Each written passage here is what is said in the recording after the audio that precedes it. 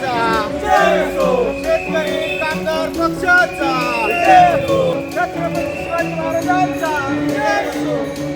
अरे आपली निशानी, अरे आपली निशानी, तुम आगे बढ़ो, हम तुम्हारे साथ हैं. शेतकरी कामगार पक्षाचा विजय असो.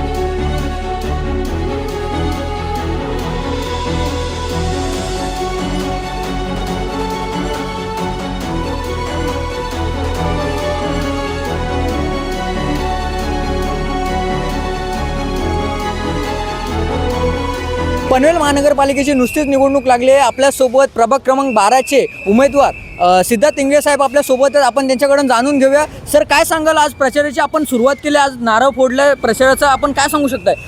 पनवेल महानगरपालिका निवडणूक जी आहे ती फार वर्षांतर लागलेली आहे. प्रशासकाचं राज्य सुरू होतं.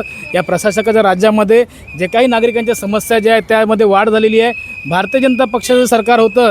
त्या भारतीय जनता पक्ष सरकारच्या नगरसेवकांनी कुठल्याही प्रकारची ठाम भूमिका न घेता फक्त भ्रष्ट मार्गाने पैसे कमवणं, अधिकाऱ्यांच्या हाताशी जाऊन पैसे कमवणं हेच त्यांनी सुरू केलं. परंतु सर्वसामान्य समस्या ज्या आहेत त्यांनी या कानाडोळा केलेला आहे.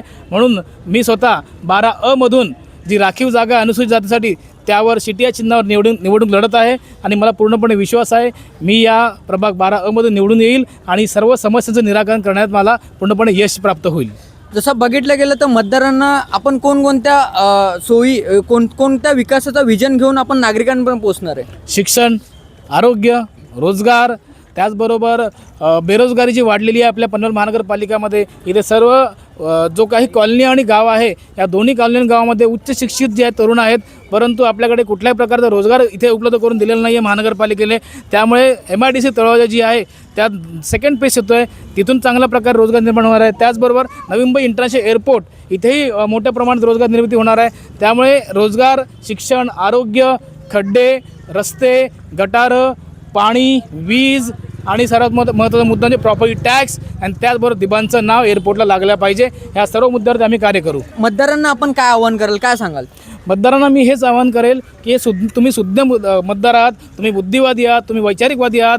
तुम्ही जेव्हाही आपला मत द्यायला जाल तेव्हा फक्त लक्षात घ्या की जो उमेदवार निवडून द्याल तो आपल्या समस्यांचा त्याला जाण असावी, त्याने आपल्या समस्या सोडवाव्यात आणि तो सुशिक्षित असावा आणि आपल्या समस्याची जाण ठेवून त्याने ते काम तत्परतेने करावं.